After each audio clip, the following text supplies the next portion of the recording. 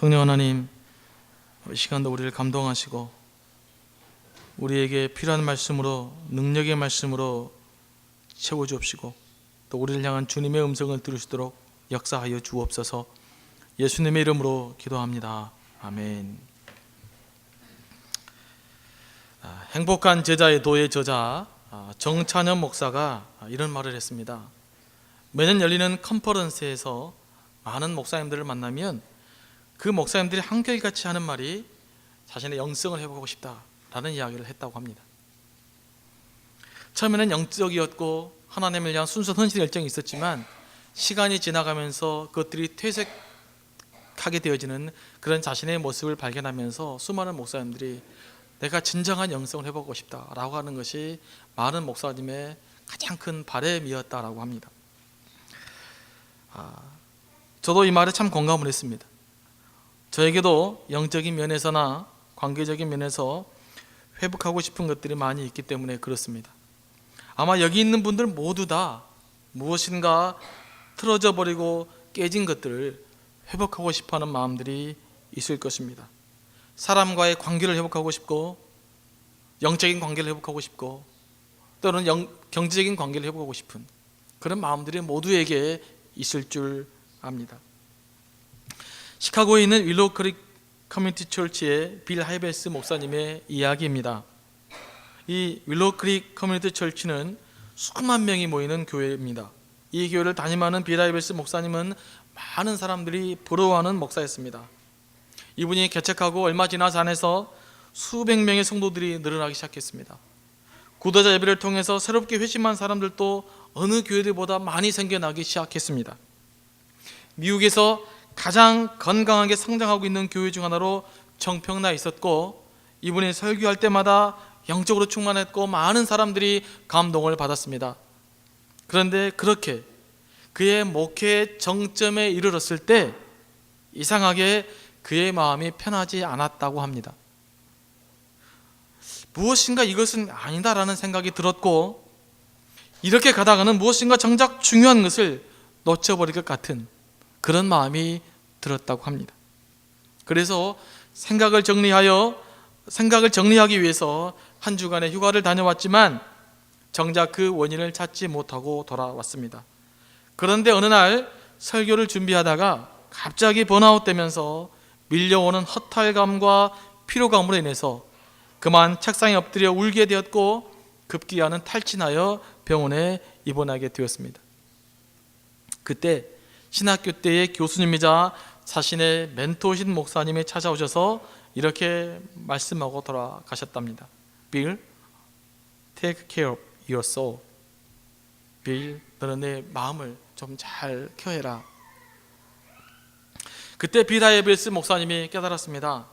그가 특별하게 자신에게 문제가 있는 것은 아니었으나 교회가 커지고 성장하면서부터 어느 순간인가 조급해졌고 끊임없는 모임과 행사들로 인해서 교회의 사역들과 사람들에게 점점점 지치고 피곤해지기 시작했다는 것입니다. 그래서 아름다운 것을 봐도 아름답게 느끼지 못하고 좋은 것을 봐도 좋게 느끼지 못하는, 그냥 일 중심이 되어서 열심히 일만 하는 가운데 사람들과 보이지 않는 장벽이 점점점 만들어지기 시작했다는 것입니다. 이런 과정을 통해서 빌 하이베스 목사는 비행기 계기판처럼 우리의 마음속에도 세 가지 영역의 계기판이 존재한다는 사실을 깨달았다고 합니다. 우리의 마음속에는 육체적인 계기판, 영적인 계기판, 감정의 계기판이 존재한다는 것입니다.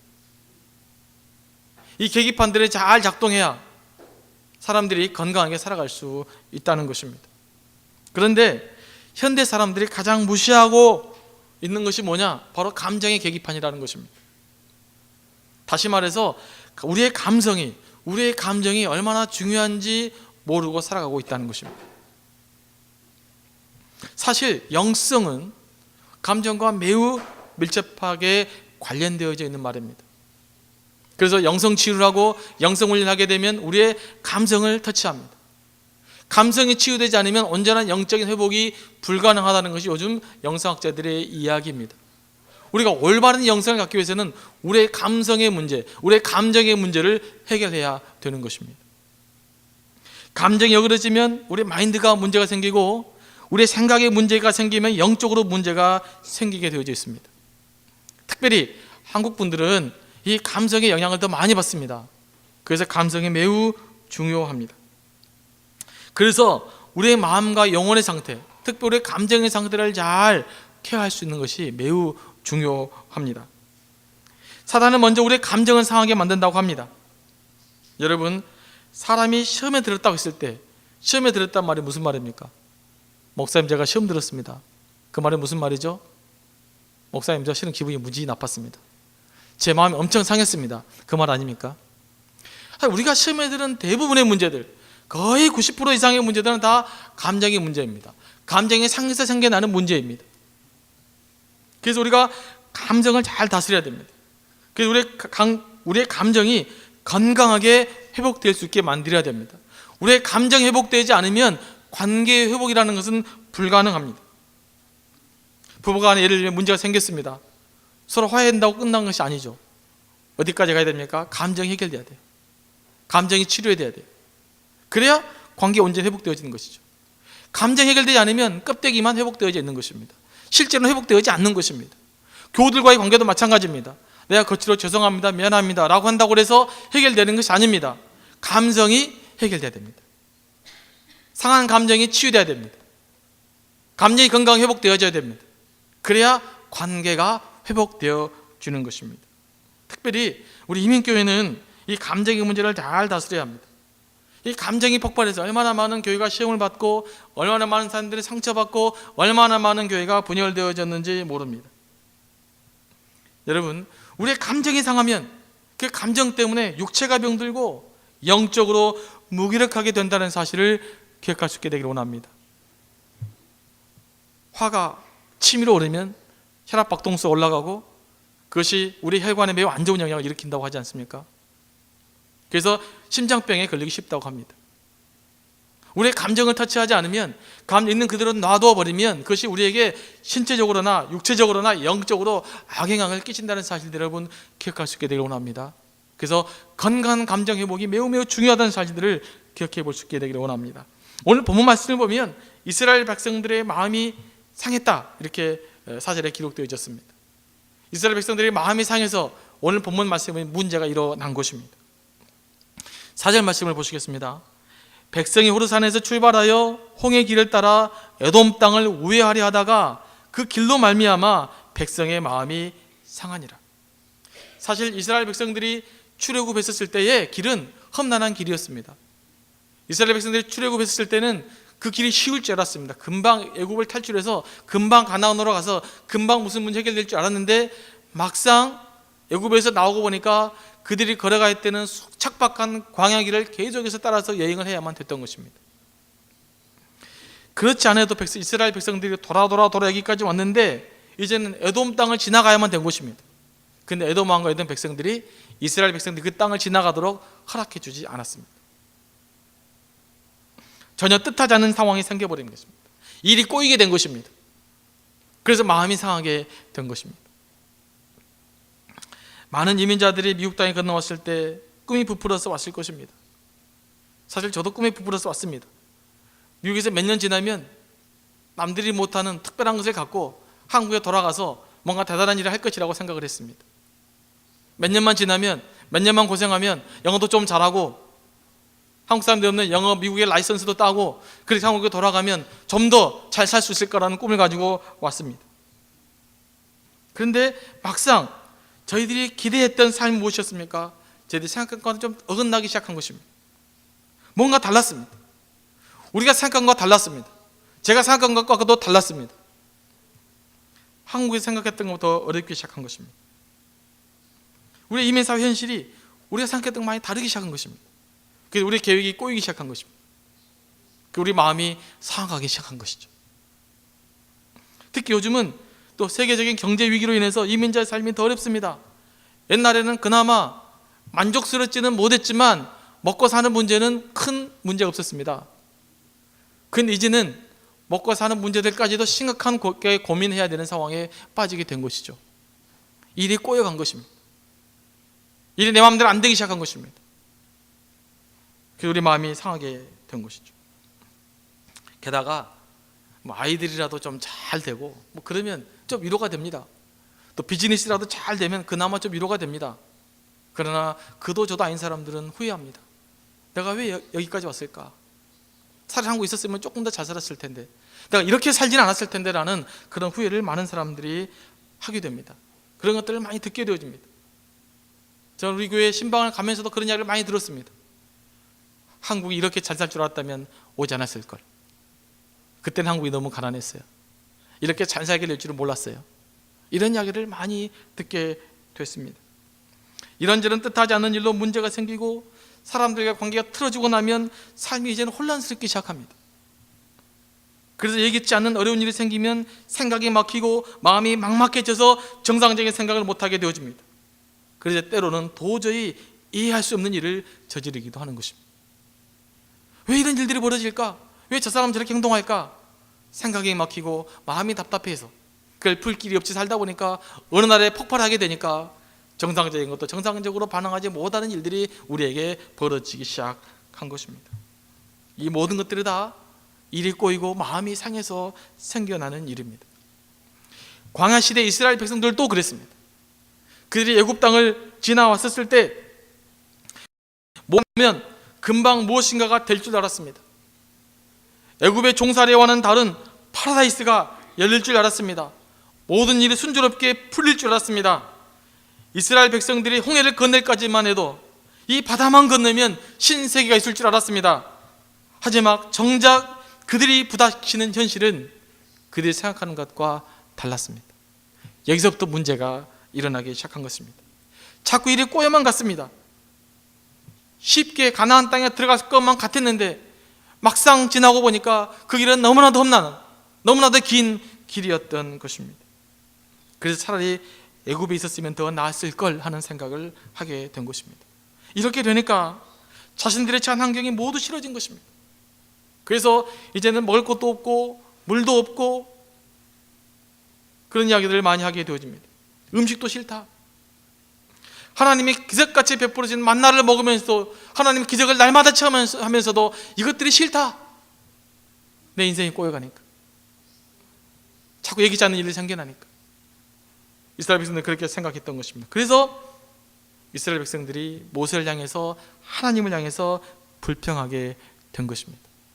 왜 하필 우리를 이곳까지 끌어들여서 왜 이렇게 우리를 만드냐라고 모세에게 원망했고, 하나님이 살아계시다면 저 위를 편하게 만들어줘야지 왜 우리의 인생을 이렇게 꼬이게 만들어버리냐고 하나님께 원망했던 것입니다.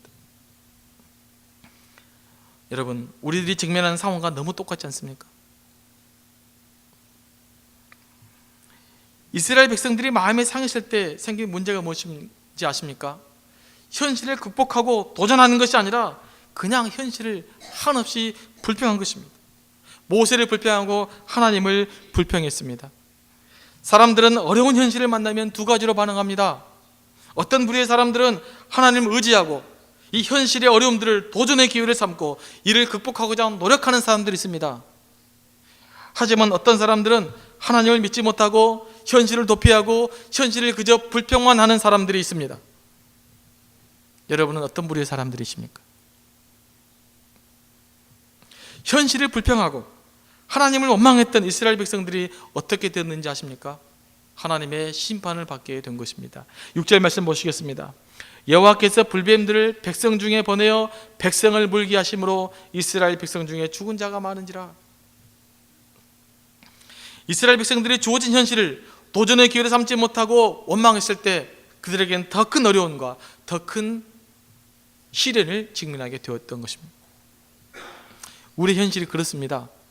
아무리 어려워도 하나님을 믿고 이를 극복하고자 하면 기회가 오지만 하나님을 믿지 못하고 현실을 불평하기만 하면 가망이 없어집니다. 우리의 주어진 현실은 우리를 더욱더 피곤하기만 할 뿐이고 우리에게 더 큰 부담만 줄 뿐입니다. 현실이 내 마음대로 안 된다고 불평하고 원망하면 원망할수록 현실은 우리를 더 고통스러운 현장으로 이끌어가 버립니다. 그래서 아무리 주어진 현실이 고달파도 현실을 원망하고만 있어서는 안 되는 것입니다. 어차피 하나님과 함께 걷기로 작정했다면 믿음으로 현실의 어려움들을 돌파해낼 수 있게 되기를 바랍니다. 어차피 가야 될 길이라면, 어차피 이곳에서 함께 살아야 될 길이라면 그곳에 최선을 다하게 되기를 원합니다. 헨리 나웬이라는 분이 이렇게 말했습니다. 영성은 주어진 현실에 충실한 것이라고 말했습니다.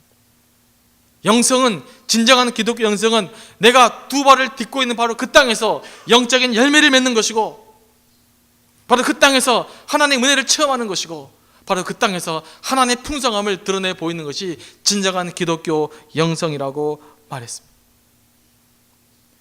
여러분이 받고 있는 바로 이 땅, 여기에서 어떤 영적인 열매를 맺고 있습니까? 이곳에서 어떤 삶의 의미를 발견해내고 있으십니까? 이곳이 아니라 다른 어디를 가야만 진정한 행복이 있을 것 같다고 생각하십니까? 그건 기독교적인 영성이 아닙니다. 기독교 영성은 바로 이 자리에서 하나님의 열매를, 영적인 열매를, 인생의 기쁨을, 인생의 보람을 찾아내는 것, 이게 진정한 기독교 영성입니다. 하지만 이스라엘 백성들은 자기들의 생각과 뭔가 달리 자꾸 꼬여가는 현실 때문에 원망하고 불평했었습니다. 바로 그때 하나님은 이스라엘 백성들을 향해서 아무런 해결책도 주시지 않았다는 것입니다. 오히려 불뱀을 동원하여 원망하고 불평하고 있는 이스라엘 백성들을 극단적인 상황으로 몰아갔습니다. 많은 사람들이 뱀에 물려 죽었으며 뱀에 물린 사람들은 죽을 상황에 처해 있게 된 것입니다. 여러분, 다시 한번 기억하시기 바랍니다. 우리가 우리에게 주어진 현실을 원망하고 불평할 때 하나님은 우리에게 어떠한 쉬운 대안도 해결책도 제시해 주지 않을 것입니다. 오히려 우리를 극단적인 상황으로 몰아갈 것입니다. 언제까지요? 우리가 회개할 때까지. 7절 말씀 보시겠습니다. 백성이 모세에게 이르러 말하되 우리가 여호와 당신을 향하여 원망함으로 범죄하였사오니 여호와께 기도하여 이 뱀들을 우리에게 떠나게 하소서 그랬습니다. 이제 극단적인 상황에 몰리게 되어지니까 뱀을 통해 수많은 사람이 죽게 되어졌고 뱀에 물린 사람들이 점점점 죽어간 상황에 직면하게 되어지니까 이스라엘 백성들이 회개하기 시작한 것입니다. 이 회개가 이스라엘 백성들의 터닝 포인트입니다. 이 회개를 통해서 그들에게 새로운 삶의 회복의 역사가 일어나기 시작하게 된 것입니다. 하나님은 때때로 우리가 회개할 때까지 우리를 몰아붙이십니다. 회개할 때까지 때로는 우리를 극단적인 상황으로 몰아가실 것입니다. 그러나 오늘 이스라엘 백성처럼 하나님, 내가 하나님을 원망하고 모세를 원망했던 것들을 회개합니다 라는 그런 진정한 회개의 역사가 우리에게 일어나게 될 때 우리에게 새로운 하나님의 역사가 일어나기 시작한다는 사실들을 여러분 기억할 수 있게 되기를 원합니다. 사람들은 일이 뜻대로 안 될 때 우리는 쉬이 다른 사람에게 책임을 전가하고 그들을 원망하기 쉽습니다. 희생양을 찾는 것입니다. 그래서 나는 누구 때문에 이렇게 됐다고 말합니다. 예수 믿는 사람들은 하나님 때문에 이렇게 됐다고 말하기 쉽습니다. 내가 그래도 모처럼 예수 믿고 좀 잘 살아보려고 했는데 도대체 내 인생이 뭐냐고, 이렇게 누군가를 원망할 때는 아무런 답이 없다는 사실들을 기억하시기 바랍니다. 불평하고 원망하는 자에게는 답도 없고 대안도 없고 새로운 길도 없는 것입니다. 언제 회복이 일어났습니까? 회개할 때입니다. 여러분의 인생이 꼬일 때 누군가를 원망하고 하나님을 원망했다면 회개하시기 바랍니다. 진정한 회개의 역사가 일어날 때까지 하나님은 이스라엘 백성들 척박한 광야로 몰아가셨던 것처럼 우리의 인생길을 척박한 광야의 길로 인도하실 것입니다. 여러분, 적과 꿀이 흐르는 가나안 땅은 회개와 순종의 결과였다는 것을 기억하시기 바랍니다. 회개라는 것이 무엇입니까? 돌아가던 길을 바꾸는 것입니다. 그래서 회개가 진정한 인생의 전환점이고 삶의 터닝 포인트가 되어지는 것입니다. 여러분, 하나님 앞에 지금까지 불평했고 세상을 불평했고 사람을 원망했던 것들이 있다면 이 시간에 이스라엘 백성들처럼 회개하며 하나님께 나아갈 수 있게 되기를 원합니다. 그래야 새로운 인생의 출발점을 가지시기 바랍니다. 좀 더 건강하고 좀 더 밝고 좀 더 도전적이고 좀 더 의미 있는 삶을 살아갈 수 있게 되기를 원합니다. 이제는 하나님의 회복의 역사를 조금 더 살펴보려고 합니다. 하나님의 회복의 역사가 어떻게 일어납니까? 8절과 9절 말씀을 보시겠습니다. 여호와께서 모세에게 이르시되 불뱀을 만들어 장대 위에 매달아라. 물린 자마다 그것을 보면 살리라. 모세가 놋뱀을 만들어 장대 위에 다니 뱀에게 물린 자가 놋뱀을 쳐다본즉 모두 살더라. 가뜩이나 뱀에 물려 두려움에 사로잡혀 있는 사람들에게 하나님께서 그들에게 제안한 해결책이 무엇입니까? 그 뱀을 구리로 만들어서 높은 장대 위에 매달아 놓을 테니까 그거 쳐다보면 살 것이다, 이렇게 이야기하고 있는 것입니다. 사실 상식적으로 볼 때 잘 납득이 되지 않습니다. 여러분, 사람들이 가장 해모한 동물이 뭡니까? 뱀입니다. 근데 그 뱀에게 물려 사람들이 이미 수많은 사람이 죽었었고 지금 많은 사람들이 고통받고 있습니다. 근데 그 뱀을 다시 쳐다보라니, 사실 그 뱀이 쳐다보나 보기도 싫겠습니까? 보기도 싫죠. 그런데 하나님은 뭐라고 말씀하십니까? 이 뱀을 매달아 놓을 테니 그 봄은 낫게 될 것이다, 이렇게 말하고 있는 것입니다. 사실 이 하나님이 이스라엘을 치유하기 위한 방법은 선뜻 납득이 되지 않는 방법이었습니다.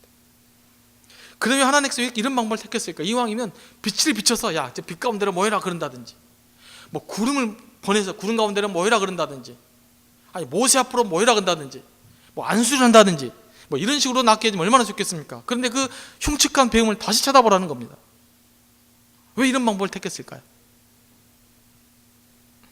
우리의 회복은 우리에게 달려있지 않고 오직 하나님께 달려있다는 것을 보여주기 위함입니다. 우리의 회복은 하나님의 말씀을 절대적으로 믿고 순종하는 데 있다는 것을 보여주기 위함입니다. 사실 이스라엘 백성들이 놋뱀을 바라볼 수 있는 것이 언제 가능하겠습니까? 자신들이 가지고 있는 생각과 마음을 버리고 믿음으로 하나님의 말씀에 순종할 때 가능한 것입니다. 내 상식을 붙들고 있는 한 그 뱀을 쳐다볼 수 없을 것입니다. 내 상식을 내려놓고 하나님을 믿고 하나님이 말씀하시기에 그 말씀을 믿어보는 사람, 그 사람에게 하나님의 기적같은 은혜가 나타나는 것입니다. 여러분, 다시 한번 기억하시기 바랍니다. 우리의 문제를 해결할 수 있는 능력은 우리 안에 있는 것이 아닙니다. 하나님께 있는 것입니다. 하나님의 진리이시기에 하나님 바라보면 그 안에 우리의 문제 해결책이 있는 것입니다. 우리가 병에 걸려서 의사를 찾아가면 의사가 처방전을 줍니다. 환자가 빨리 회복되려면 어떻게 해야 됩니까? 그 처방전대로 약을 지어 먹어야 됩니다. 의사 처방 무시하고 내 마음대로 약을 사 먹었다가는 큰일 납니다. 그러지 않습니까? 제가 2년 전에 한국에 갔다 돌아왔을 때 시차 때문에 잠을 못 잤습니다. 그래서 제일로 센 그 수면제를 샀습니다. 원래 하나만 먹고 자야 됐던 것입니다. 그런데 하나를 먹고 30분 지나도 잠이 안 왔습니다. 원래 시간이 조금 더 지나야 잠이 오는데 그래서 한 개를 더 먹었습니다.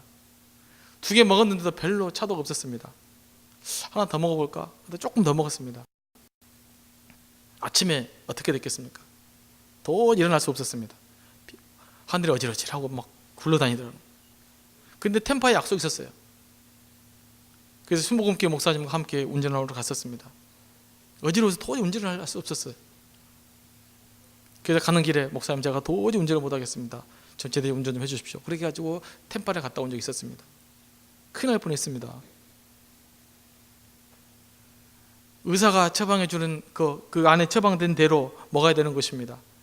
처음에는 좀 이렇게 감이 안 와도 시간이 지나면 오는데 제가 성질이 급해서 빨리 잠자고 싶어서 그랬다가 그 다음날 아주 굉장히 힘들었던 시간들을 보낸 적이 있습니다. 여러분, 의사의 처방을 따라 회복하고 싶거든 의사의 지시, 처방전의 지시에 잘 따라야 되는 것입니다. 오늘 우리 영적인 생활도 마찬가지입니다. 우리가 하나님 앞에서 영적으로 치유함 받으려면 우리의 처방자이신 하나님의 처방에 충실히 응답해야 되는 것입니다. 그래야 우리가 하나님의 은혜를 누릴 수 있는 것이고 하나님 치유 역사가 우리 가운데 나타나는 것입니다. 우리가 영적인 치유함을 받으려면 하나님의 처방이 우리의 생각과는 달라도, 우리의 생각이 더 합리적인 것 같아도 우리의 생각을 버리고 하나님의 처방에 따를 수 있게 되기를 원합니다. 하나님의 처방에 따르면 진정한 치유와 회복의 역사가 우리에게 일어나는 것입니다. 하나님의 처방전은 그럼 무엇입니까? 오늘 하나님의 처방전은 광야의 놋뱀처럼 십자가에 달리신 예수를 바라보는 것입니다. 이 민수기 시대 때는 이들이 뱀에 물린 사람들에게는 광야의 노뱀을 보면서 그들을 취했었지만, 그러나 지금은 우리에게는 십자가에 달리신 예수 그리스도를 바라볼 때 우리 안에 치유의 역사와 회복의 역사가 일어난 줄로 믿습니다. 십자가에 달린 예수를 바라보시기 바랍니다. 그분이 우리의 죄를 지시고 우리를 구원하시기 위해서 돌아가셨다는 사실을 믿음으로 십자가를 바라볼 수 있게 되기를 원합니다. 하나님의 사랑이 십자가를 통해서 우리에게 어떻게 희생적인 사랑이 나타났는가를 바라보시기 바랍니다. 바로 그때 우리 안에 치유의 역사가 일어나는 것입니다. 회복의 역사가 일어나는 것입니다. 이 십자가에 달린 예수를 바라볼 수 있게 되기를 원합니다. 여러분, 인생이 꼬였습니까? 삶이 여러분 마음대로 안 되십니까? 때로는 여러 가지 힘든 일로 인해서 괴로워하십니까? 질병 때문에 힘들어하십니까? 하나님의 처방전은 단 하나입니다. 십자가에 달리신 예수를 바라보라. 그 십자가의 보혈의 능력이 여러분의 상처와 여러분의 문제를 적시게 되어지면 진정한 회복과 치유가 일어난다고 말하십니다. 여러분의 상처와 아픔들과 그 모든 것들을 십자가에 달린 예수 앞에 가지고 나올 수 있게 되길 원합니다. 그래야 그분의 능력으로 언제는 치유 역사가 여러분의 삶 가운데 나타나기를 간절히 원합니다. 기도하시겠습니다. 하나님 아버지, 감사합니다. 말씀으로 우리를 인도해 주셨는데 이 말씀에 따라 주님 바라보며 살아갈 수 있도록 인도하여 주옵시고, 원망과 불평은 우리에게 아무런 해결책이 될 수 없다는 것을 다시 한번 깨닫게 하여 주옵시고, 하나님 우리를 치유하기 위해서 보내주신 예수 그리스도를 바라보며 그분 붙들며 우리의 문제를 해결할 수 있도록 인도하여 주옵시고, 이 땅에서 삶이 하나님 때문에 즐겁고 기쁜 삶 될 수 있도록 역사하여 주옵소서. 예수님의 이름으로 기도합니다. 아멘.